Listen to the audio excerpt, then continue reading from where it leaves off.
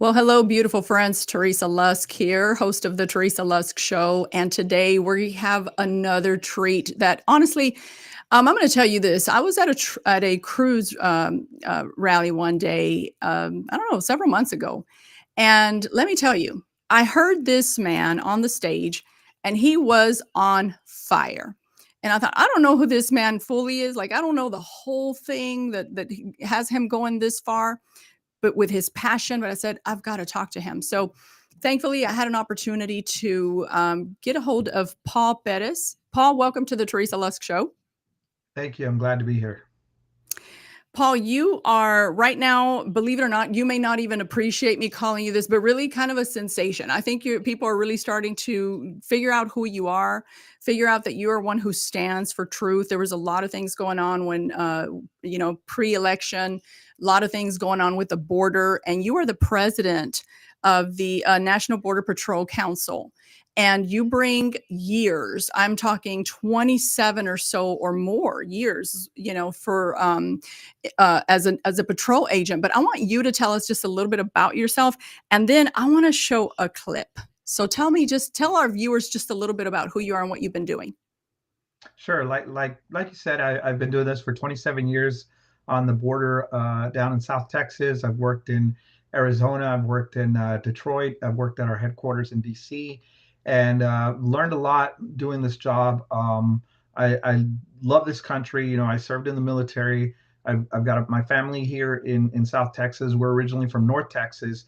My wife and daughter graduated from Texas A&M Corpus Christi, Texas A&M Kingsville, and my son is in the Army.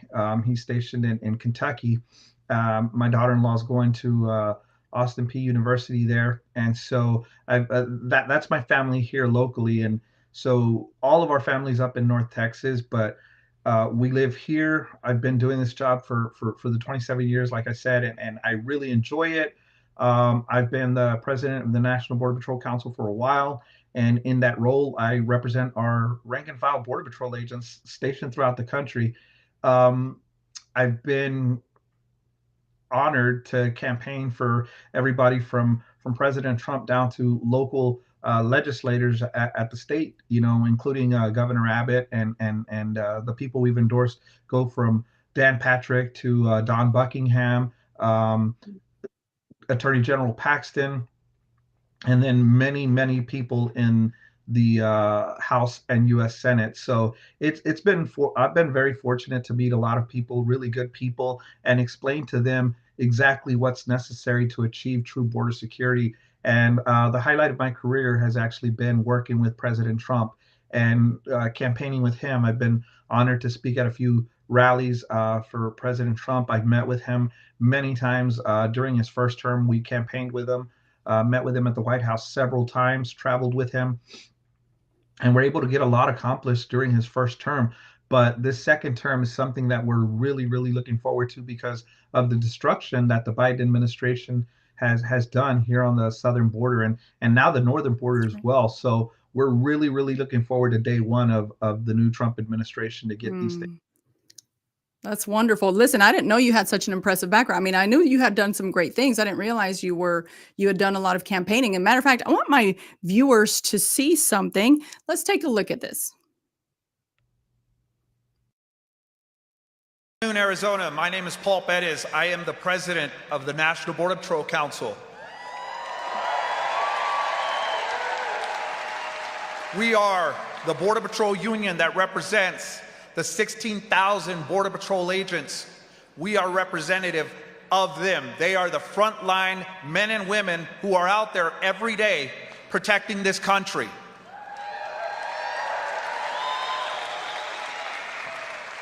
I have served for 27 years under 5 presidential administrations.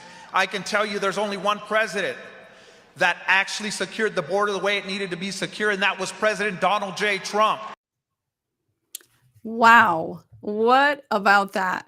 You were on fire, and that is exactly the man that I met. You were just out there rallying for him, really at a time where I think there was a lot of confusion for people because they really believed that Kamala Harris was going to be the best option for America. But I think that you went and kind of made it a point to educate people. I think coming from a man, coming from a Latino man as well, and one who's at the border watching all the stuff go on, did that make an impact on people who maybe at some point said, I don't know if I want to vote for this pro, stronger immigration? Were you able to reach people and make a difference, change their mind? Could you tell us a little bit about that? Sure, I believe so. People that came out to Trump rallies, the majority of those people already had their minds made up about who they were going to who they were going to vote for. They're fans of President Trump, and they wanted to be there to support him. But there were people that were there wanting to find out, wanting to hear, because they were on the fence about how they wanted to vote, and they were there to learn more. So after the rallies, we would have people approach us and talk to us and ask questions. And even when I traveled to these locations, I would sit on the plane, and more than a few times I sat next to people that were Democrats, and they were not set on who they were going to vote for. But after I talked to them, after that they knew a little bit about my background and what I did, I explained to them how dangerous a country we had become under this administration. I was able to, just on the border security aspect, change their mind. And so, yeah, I do believe that us speaking at these events and being on Trump's side about this border security issue really lent a lot of credibility, because there were people that were looking at it from the perspective of, well, politicians make a lot of promises, but they don't follow through. And being there and being able to explain that under President Trump, he did exactly what he said he was going to do. He means what he says. And we know that under his second term, he's going to do it again. So it was really good. And yeah, I do believe it changed people's mind. That's good. So let me ask you a question. Speaking of changing people's mind, do you believe that now that as of November 5th, that there's a surge of people moving out of the country because of the election? Do you know what's going on with that? So the anecdotal evidence that we have is, there was a caravan making its way up north, and some of those people turned around and went back because they realized that, it's not going to be like it is under the Biden administration with Trump, where we were able to just have some kind of status to remain in the country. They knew that under the Biden administration and what would have been the Kamala Harris administration, they were going to be released. They were going to be processed and released and allowed to work in the country with some type of status and no fear of being removed or deported. And under President Trump, that's not going to happen. He was very loud. He was very clear about his number one priority, which was securing the border and making sure that we get rid of people that entered into the country illegally. So that changed a lot of people's minds into not coming. But what concerns us is right now the administration hasn't changed their posture, and they know that right now is the perfect time for the cartels know right now is the perfect time to bring people in, because under President Trump, he's going to secure the border. He's going to strengthen everything that we've got going on the border, and it's going to be a lot more difficult. So right now, we are concerned about the fact that people are going to come into the country, and these people are not necessarily going to be like the people that were released under the Biden administration, free to go out and not be concerned about being removed. These are people that are going to actually be hiding. They're not going to be out and about like the others. So we're concerned about those people coming in prior to the next administration taking over. So it is concerning for us. We would have thought that this administration would see, hey, you know what? There was a mandate. People voted for border security. Let's do something about it. It's a lame duck session for the president. What does he have to lose by securing the border now? But it's not going to change anything.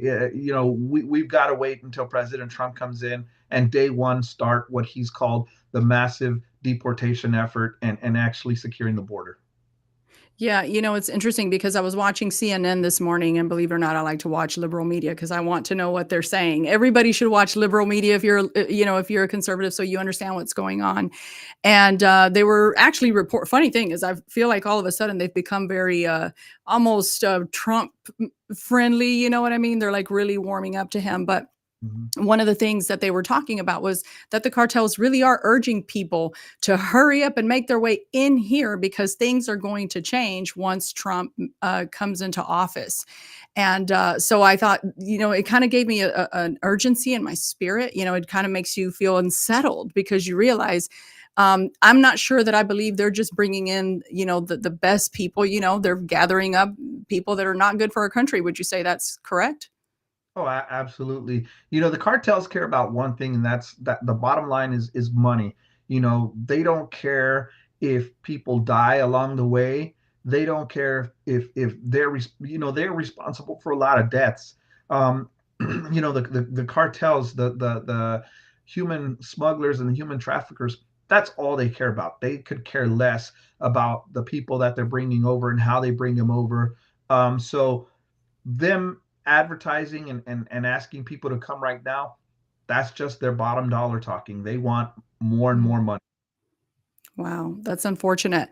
You've mentioned before, I'm pretty sure I saw this in another media outlet, that you've served under 5 presidential administrations. Am I correct on that? Correct. Yes. From from Okay. from Clinton on. From who? I'm sorry? President Bill Clinton on. So Okay. yeah, from Bill Clinton to President Trump through Biden, 5 presidents. Okay. Can you tell us what was similar and different between those administrations compared to what happened even with the Biden-Harris administration? I would love to hear your insight onto that because this has been quite a few years, right? We're seeing a whole new, really change over of some things, a fight for this. So, what's been the difference and similarities? Well, the biggest difference I can tell you is President Trump really, really meant what he said, secure the border. Unfortunately, he was dealing with a Congress that wasn't supportive of his efforts. They fought him all along about building the wall.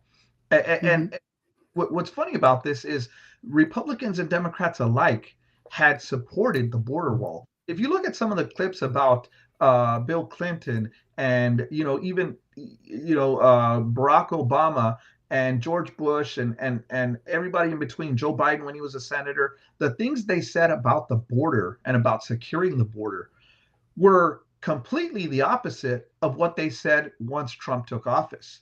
When Trump took office and he started talking about securing the border and deporting people, removing people, they tried to play the race card and say, well, that's racist and you're going to destroy the country. But they forgot about the statements they made and even the support for the border wall that came from Republicans and Democrats alike. So the thing about President Trump that was different is he actually meant it. He wanted to secure the border. He was very passionate about it. He gave a voice to the victims of illegal alien crime, to the families who had lost loved ones, to illegal alien criminals, those that were coming across the border to commit crimes, not to come and find a better place to work, live and work. These were illegal alien criminals, and they were committing crimes across the United States. President Trump gave them a voice and said, enough's enough. Our borders are a mess. I'm going to secure it. I'm going to do it. That was the thing. He actually meant it. The others, whether it was a Republican or whether it was Democrats, they called Obama the deporter in chief, but you got to take into context the amount of people that he was removing and where he was removing them from. The difference between what he did and what President Trump is going to do is President Trump's going to secure the border and he's going to make a move to remove the people that are here illegally. He's not looking to give anybody a pass. They're going to go after the hardcore criminals. They're going to go after the ones that have warrants. They're going to go after those people that we know are here to do harm. And if anybody else is caught up in the removals and they're illegal and have no status to be here in the country, they're going to be removed too. But the target immediately is going to be those that are here to create to bring harm to the country and to people. Yeah. So that was the biggest difference. But it is funny when they bring up, well, President Trump wants to destroy the economy. He wants to disrupt family. He wants to separate children. That's not true.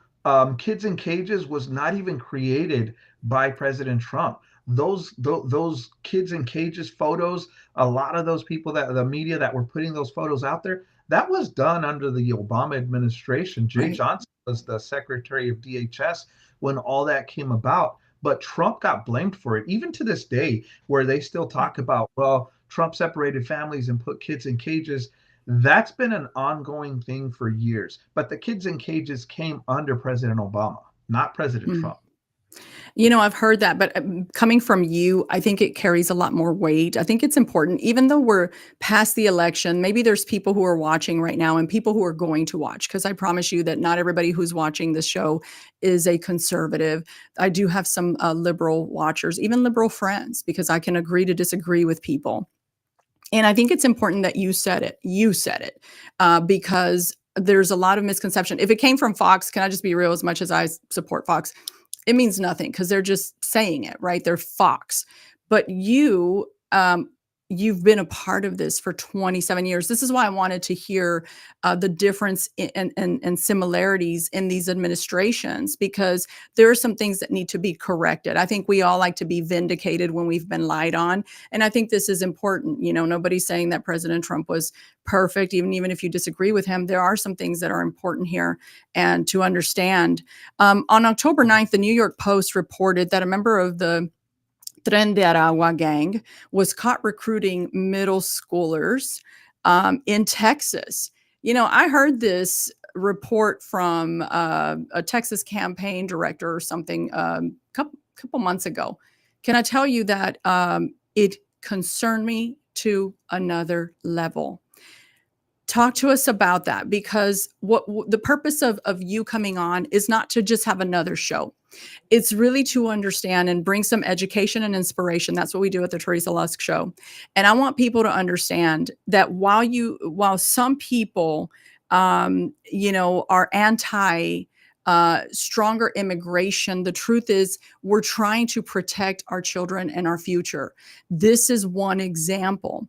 I did some research on some other things that were very bothersome, to be honest with you. I'm just, for safety reasons, I almost don't even want to bring it up. That's really sad that I can't even, I don't want to dare go there, but I want you to address the report about the gang member trying to recruit teenagers in Texas. We are in Texas, guys.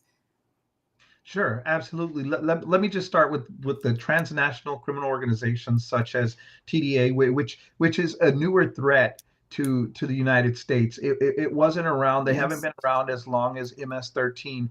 And if you've been following the news for the last several years, MS-13, they terrorized the East Coast. They terrorized the cities and states that they were in. And that started in the middle schools, the high schools, because what was happening then was in 2014 was when we had the illegal alien migrant crisis with juveniles, unaccompanied juveniles, and they were being released record numbers. We've never seen anything like that before. We had juveniles coming across the border unaccompanied and being released to sponsors, to people that were then taking them, and the majority of them were going up north, up to the northeast coast, everywhere from New York down to Washington, D.C., Maryland, Virginia, all that area. And then you started reading about how they were getting a foothold. And it's because they were recruiting in the middle schools and the high schools. They were recruiting other kids into their gangs, and they were growing a foothold. They were getting bigger and stronger. MS-13 is a very violent gang. TDA, Tren de Aragua, they're based out of Venezuela. And so if you've been keeping track of everything, we've released millions of Venezuelans into the country, all over the country, including Texas, many parts in Texas. Governor Greg Abbott deemed them a threat. He had a press conference several months ago and deemed them a threat and targeted them for removal out of our state.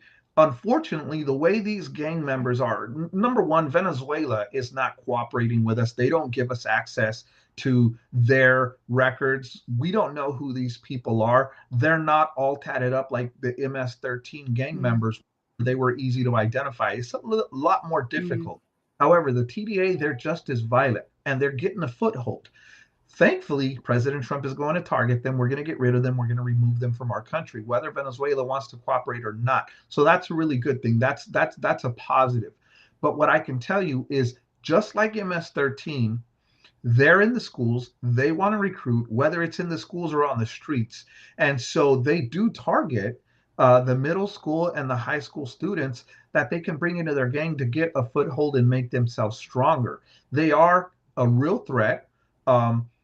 Thankfully, President Trump's going to start in Aurora, Colorado, with what he termed Operation Aurora, but it's going to spread across the country. It's not just going to be in Colorado, because TDA has a foothold in about half of the United States areas. And so they are a threat. Unfortunately, we've got to wait until President Trump gets into office, because other than people like Governor Abbott, there's not an appetite for them to go after them, because they're looking at it as just another street gang. But these guys are not another street gang. This is a transnational criminal organization that really does not care about the rules and the laws of the United States. So we need to get them out.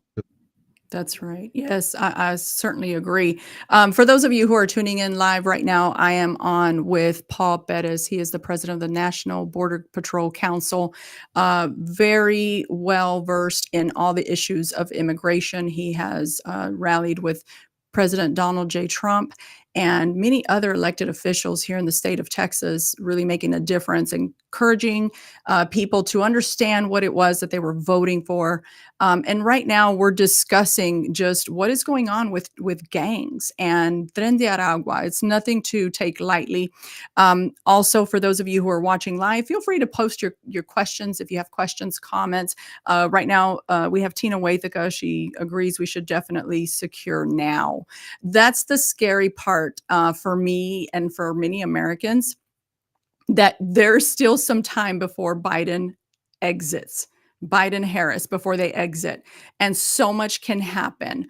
Planning, putting together, you get these gangs, these people, cartels, all the people who are doing illegal activity. It just gives way too much time for preparation, and that's extremely concerning. So I want to ask you this. President Trump has selected South Dakota Governor Kristi Noem as his nominee for Homeland Security Secretary. How do you think her experience will help effectively serve the nation? Do you have any thoughts on that? Yeah, I've had the privilege to speak to Governor Noem after she was nominated by President Trump. We had a good conversation.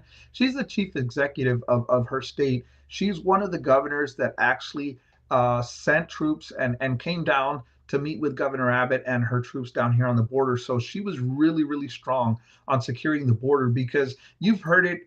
A lot of the politicians, a lot of people in the media talked about every state is a border state. Every community is a border community, because of the devastation that occurred under the last 4 years. And Governor Noem was one of those who put her money where her mouth was, and actually sent troops down here to help Texas secure the border. And so she's got enough experience to be able to get in there and make the changes necessary that will allow us to secure the border. I mean, at the end of the day, President Trump knows what has to be done, and he's got a great team. He's assembled a great team, not only Governor Noem, but he's got Tom Homan, he's got Stephen Miller, and those people actually know what has to get done. They've got the experience, and it's going to work out great. I think Governor Noem is going to do a fantastic job for President Trump.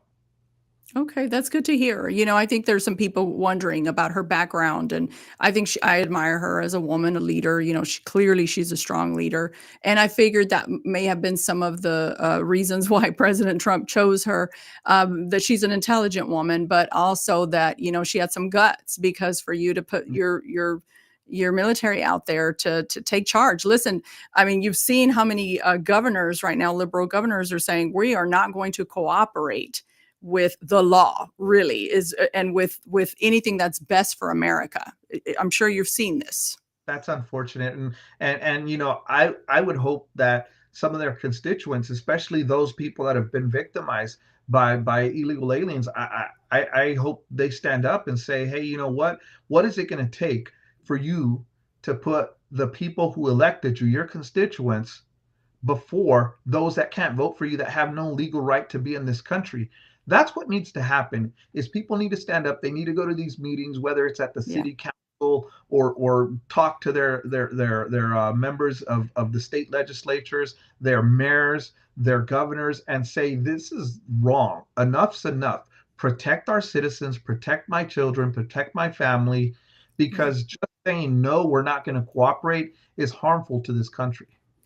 Yeah. It's funny that you say that, because I think the constituents did rise up when they voted for President Trump.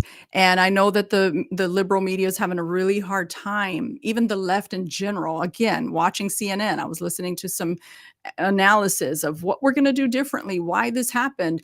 And it's amazing how in denial they are. They don't like the answer. Right. They don't like the answer. The answer is because America really does still care, guys. I'm telling you, my friends on the left, the people still care about safety. They still care about gas prices. They still care about rent. They care about the office that they're paying to run their business. They care about that. We're not pushed to women's, rights, my body. This is like, it's, I got to feed my family. And so I think that, yeah, I think so. What do you foresee with as far as congressional cooperation now that we've had the shaking up and everything, and people have been elected? What do you foresee happening as far as the Congress goes when it comes to the immigration? Well, thankfully, President Trump is going to start out his term with a majority in both the House and the Senate, and that's a really good thing because it will allow him to implement his agenda without many roadblocks.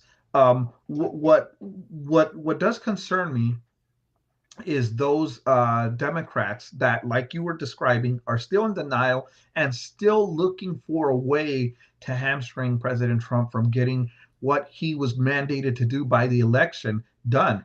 And so I'm concerned about that. Now, if you look at, you've been looking at media reports, if you look at Chicago and how the residents got fed up, you look at New York City, the residents there got fed up because of the way that the state and city governments were prioritizing illegal immigrants over their own constituents. That's what needs to happen with these Democrats that are going to fight President Trump on what he's trying to do. So I hope there is a rise up of those people in the constituents in those regions where you've got members of Congress that are right now they're stating out loud that they're not going to stand for what President Trump is going to do. They're hell bent on making sure that trying to make sure that his 4-year term is not as successful as it can be. And so I would just hope those people get out of the way. Unfortunately, they were elected, so it's a little bit to get them out of the way. But I really hope their constituents stand up and let them know how they feel, because anybody that's putting illegal aliens over their own constituents should not be in office. I mean, that's un-American. Sure, absolutely. Well, but they always talk about the humanitarian portion of it, that we are so, inhumane, insensitive, racist, et cetera, which is funny because you're a Latino, I'm a Latina, and it's not about that. Listen, I've got family in Mexico. My mom is from Mexico. I said this before. This is not about that. For me, and maybe you can speak for yourself, but for me, it's 100% safety, because I'm really worried about the criminal activity, right? I don't just, it's not that they're illegal necessarily. It's what comes with that. So, I suppose you as a Latino, you've worked this. I mean, is it, it's not a race thing. Yeah, absolutely not. But let me go back to about the humanitarian aspect. There's absolutely nothing humanitarian about incentivizing people to come across the border and having women and young girls raped and brutalized by the members of the cartel that don't care about them. They don't care one bit about the people that they're crossing the border for. They've raped and brutalized. People have died. People have drowned. People have died of exposure both to the heat and to the cold. There's nothing humane. There's been more deaths under this administration than there was under Trump, and by far. And it's because of the incentive that Joe Biden and Kamala Harris gave to people to come across the border. And so there's nothing humanitarian about the way people are dying trying to get in this country because they allowed it to happen. So yeah, that's concerning when people talk about, being humanitarian. Nothing humanitarian about that. Now, as far as the racism part, the Border Patrol is over 50% Hispanic. A lot of people don't realize that, Latinos, Hispanics make up more than half of the Border Patrol. This is the least racist organization out there. Wow. We sure that there's we're the largest rescue organization. We've saved countless people from exposure from the mountains, being trapped. We've gotten them help, medical help. We've got a large presence of medical technicians. I myself have been an EMT for the Border Patrol since 2000. It's a certification that I still uphold, and we've got EMTs and paramedics all up and down the border that respond every day, several times a shift, to helping the migrants when they're coming across the border and get hurt, whether it's car wrecks, whether it's exposure, dehydration. So we are a very, very good organization when it comes to making sure that the people in our custody are taken care of. And get the help that they need. So we're the furthest thing from a racist organization. Wow. A lot of people don't realize that we really do a lot of good in the community and down on the border. Wow. I'm so glad you brought this up, because I really want to talk about this. Even yesterday with my prior guest talked about, the mental health state of the ICE agents, because we don't think about them as humans, kind of like the police officers. We're just doing our thing and hey, thank God somebody's serving. But you said something that's powerful. First of all, the statistic 50% Hispanic or Latino. Powerful. I mean, that speaks volume. I don't think I've ever heard anybody report that in the media, which is why I like to talk about the more humane aspects of this thing. Very big deal. I mean, that's a number that needs to really be talked about publicly. Like the media ought to be running with that. 50%. That is a lot. And it speaks volume to, is this racially motivated? Is this inhumane, etc.? Love what you said about helping the migrants, because we don't listen. Myself, I'll speak for myself. I don't necessarily think of it in those terms, except the whole, women getting raped and children. I've heard that part. Did not hear about did they get into an accident? Did they break a leg? That's also not talked about as much in the media. And then especially that ICE is the one bringing help and rescue. This is phenomenal. So I thank you for saying that. I think these are facts that need to be spoken of some more. Yeah, I mean the Border Patrol, we are the largest rescue organization out there, and so it happens on a daily. We've got mountain rescue teams, we've got search and rescue teams, we've got divers, we've got a whole slew of rescue capabilities within the Border Patrol, and we use it on a daily basis. So that's a lot of people don't realize that we have as a capability, but we utilize it every day to try and keep our community safe.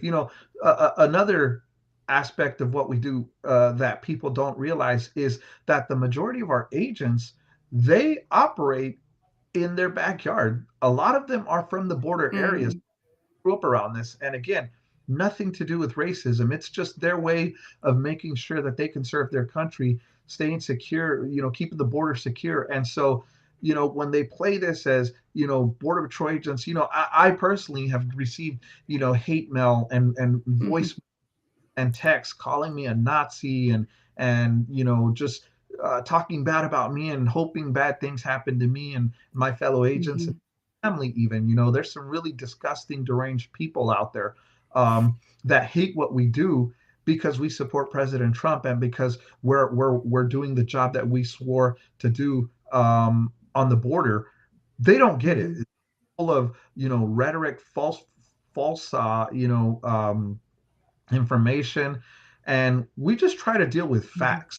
So the majority of our agents are Hispanic. A lot of them are from the areas that they patrol and serve, and nothing could be further from the truth when they call us racist and Hitler, things like that. It's ridiculous. It's an insult, but not unexpected coming from Sure. majority of the deranged. Sure. Well, thank you for addressing that. I want to move on and talk about Tom Homan, Trump's selection for border czar. I laugh because I think he's an amazing man. I don't even know him, but I love watching him. So I want to show our viewers something. I want to show you something so that we can talk about this particular situation. Let me get this video going. Here we go. I hear a lot of people say, the talk of a mass deportation is racist. It's threatening to the immigrant community.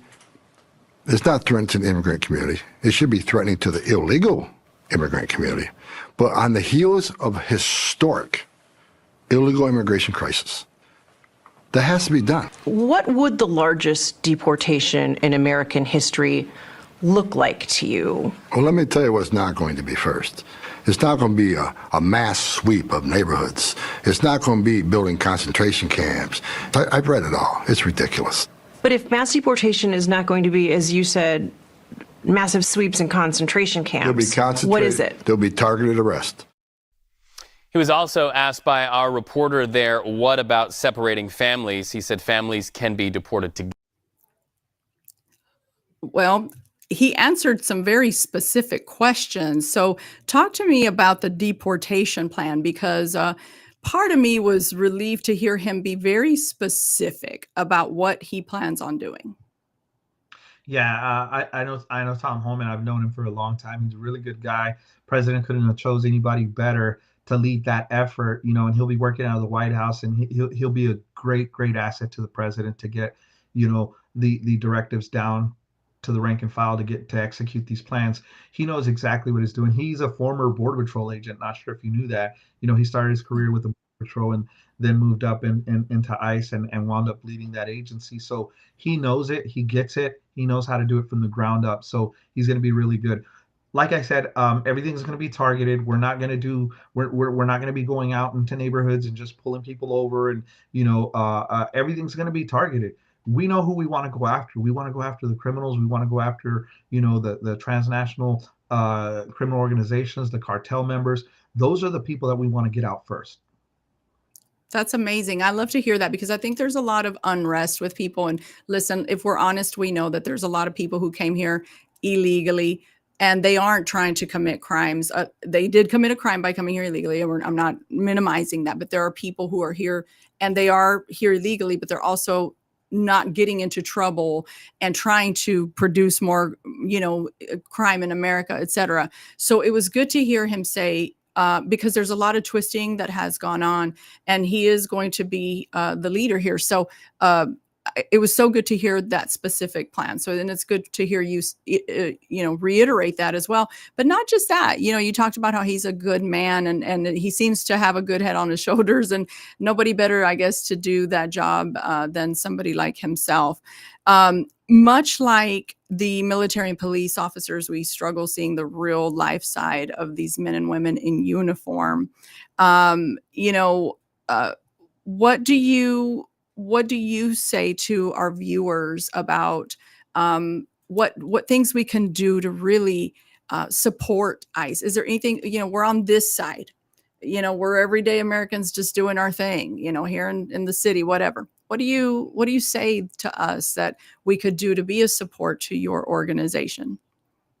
Help change the perspective of those who, have this view that everybody doing immigration enforcement is doing it because they're racist.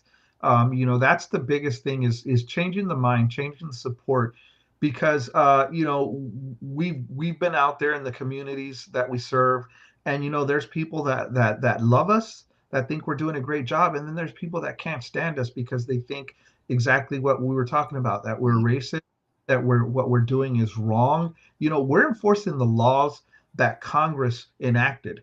We're enforcing the.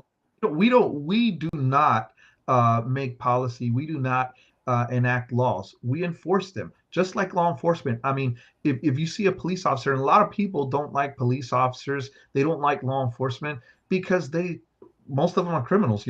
Criminals don't like. In our job, there's a lot of misconceptions about what we do and how we do it. You're going to have bad apples in every organization, whether it's the Border Patrol, whether it's the Sheriff's Department, state police, federal law enforcement like the FBI or anything else. And a lot of that is based off somebody's interaction with a bad apple. So if you're asking what can you and your viewers do, what the community can do, is help change the mind, help change the mentality that we're trying to do the job that we were sworn to do, which is protecting this country. Um, and we want to secure the border. We want to protect your family. I want to protect my family, Mm, and I want mhm. to protect my neighbors, my friends, everybody. I mean, that's what we're here to do. That's what law enforcement does. That's such a good answer because I was expecting something a little different, to be honest with you, because usually, we're definitely doing our part. I think our viewers, I posted something from our guest yesterday, John Fabricatori, about, sending notes or maybe connecting with that ICE office to see what we can do. But you said something that's very powerful. Help change minds. That is a force. That's what the media does. That's what we do. We change minds. And so for you to bring that up, that's actually a very brilliant answer. So thank you for that.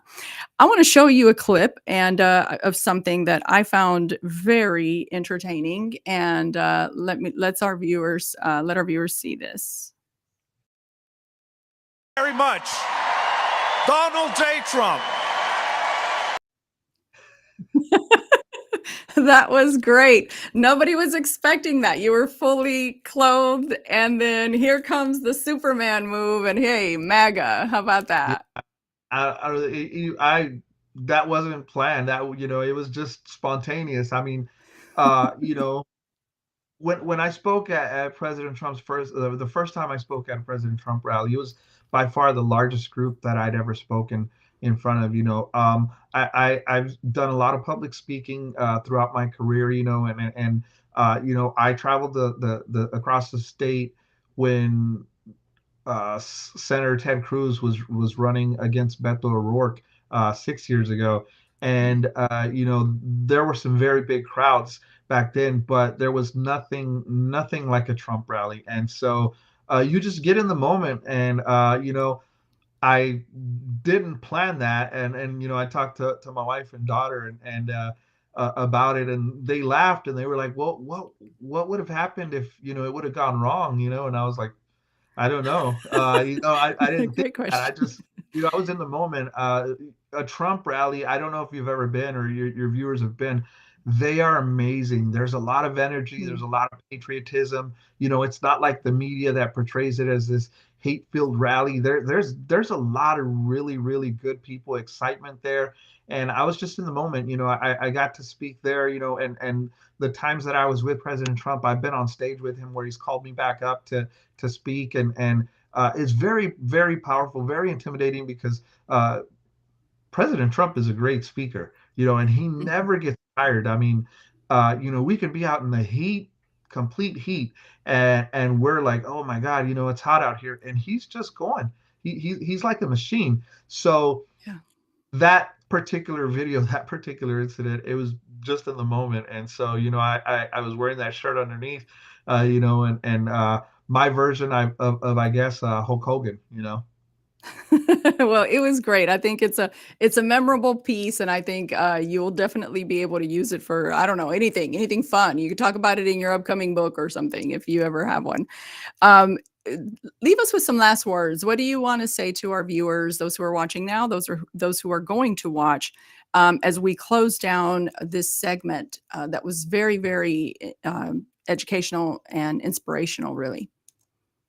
What I can say is if you have any viewers that didn't vote for President Trump, I think give him the opportunity. He's going to do what he said. He's border. He's going to fix the economy. He's just going to make America great again. I mean, that was his logo. That was his campaign slogan from the get-go. And we really believe that better times are coming for this country. If you love America, if you love your family, you want the best for your family, if you're a capitalist, if you want to leave a great future for your family, then President Trump is going to do amazing things. I mean, he's surrounded himself with some of the best people out there. I mean, Elon Musk, Vivek Ramaswamy, Tulsi Gabbard, all the people that he's bringing into his campaign. These are really, really good people who have the same mindset as President Trump, which is just making this country better. You've heard the saying, we want to leave things better than what we got them. And that's exactly what President Trump is going to do. So just give him a chance. Those of you that voted, you know what you're getting, which is a great, great president. It's going to be exciting. right. We're really looking forward to it. That's right. Those are great words. Thank you for saying that. And I agree with your sentiments. I think that people who are watching, who, like he said, didn't vote for Trump, I think it's important to understand that you must give him the opportunity to prove that what he said he's going to do to improve the country and make it so much better. But also this, if we use our thinking skills, we understand that he has picked a non-super right-wing pack of people. I don't know if people don't understand that. He is not just, surrounded by super right-wing people in its entirety. He actually has some center people, some liberals. Listen, I was telling somebody the other day, if you crack open the policies of Tulsi Gabbard, as much as I appreciate her and look up to her, I think she's a great example for many women. At the end of the day, she's still liberal. There are some things that she's come more center, more right to, but she's still liberal. So that ought to give people some idea of what President Trump is trying to do here. He really is this is a unification move. It really is. And so hopefully people will be able to watch this and not feel like this is just another show. No, this is informational so that you will be able to take a breath and know that America is going to be great again. And so we can expect that. Paul, you have been such a wonderful guest. I'm so thankful for your time. Thank you for investing this in our viewers and really in the shifting of our country. So thank you so much. It's been great having you on, and God bless. Thank you. I appreciate it. God bless you guys.